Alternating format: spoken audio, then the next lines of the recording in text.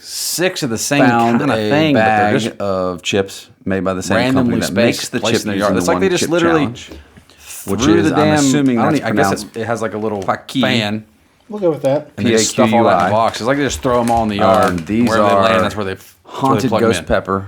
There's no thought Chips. into. And on the Hey, back, it there's really a reindeer over basically here. says they're There's like freaking 8 hot. reindeer on the other side. Why don't we put all the reindeer together It in front of hurts so Santa? good.